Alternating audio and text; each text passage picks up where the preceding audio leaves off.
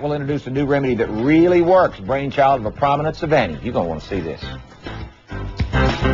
I have, fortunately, never had to deal with the pain of a jellyfish sting, knock on wood, but I have heard from people who have, and I've also heard some of the home remedies people try to stop that pain. Oh, man, let me tell you, the pain is extreme. Swimming out of Tybee Island years ago, zoom, caught one right across my arm, and it was like boiling hot water poured on your arm. And what do? You know, I do know firsthand, a Coastal Empire man says, though, he has the answer in a simple spray application. Chip Grayson, my buddy, is here, and he is joined by Richard Lee, a biologist from Skidaway Institute of Oceanography. Chip, this sounds too good to be true, buddy. Yeah, well, it is true. It really works. It's an idea that is long overdue. You know, we're not curing cancer or growing hair, although I wish you would find that.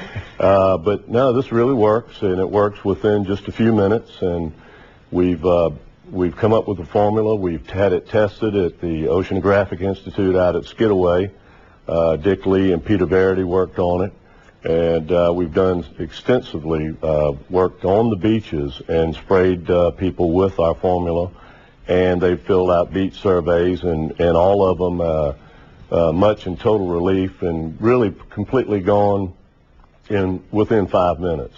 Did you grow up in the area? Did this come out of necessity? You've been on the beach I'm a native Yeah? Savannah. I'm a Telfair baby. And, you know, I was stung when I was 11, and I got to tell you, that wasn't pleasant. It's a vivid memory. And one of my youngest children, Lauren, was stung when she was about 4. And, you know, the children, they don't know what's happened, really. The adults will cry, but the children really get hysterical. Yeah. And so, you know, this is really something that's good for everyone. It'll help a lot of parents in distress about their children being injured, and take the sting away from those kids and let them enjoy the beach.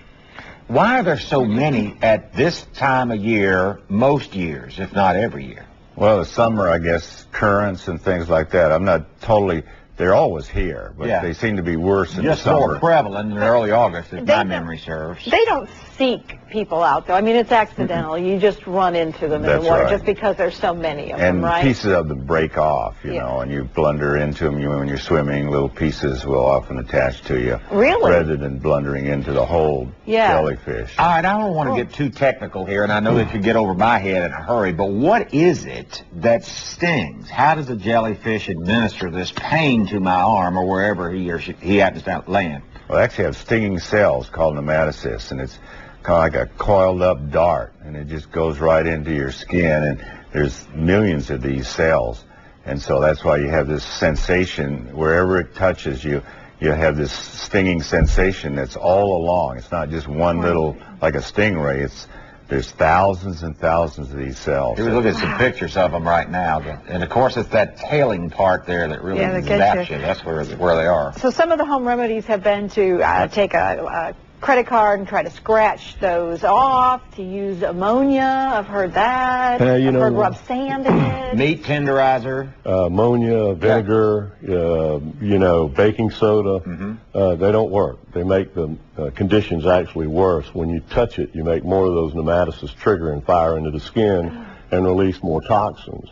And I don't know about you, but I don't want to shave my legs at the beach or any time, but to get rid of they're trying to shave off a couple of layers of skin to get to the source of the problem. And I don't know too many 4-year-olds would like to have that happen either. But, you know, so we have a trigger spray that we're releasing in the summer of '08. It's FDA compliant. What's in it? Well, we sprinkle a little bit of fairy dust. There's some special ingredients.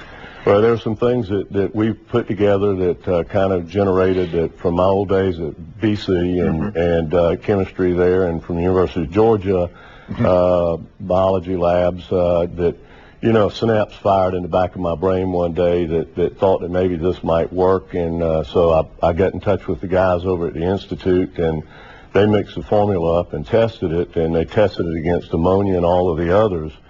Products out there, and the others it exacerbated the problem. But this really did work in the test. And then you've taken it out on the beaches and so forth where people have been stung and tried it on them, and apparently the reaction has been overwhelming. Right. It seems to work within a minute or two normally. You get some relief from from the stinging sensation. Okay, we got less than a half minute, but it will not be available for purchase. That's the bad news. It's coming, the good news, but the bad news is you're still going through the approvals. What's your target?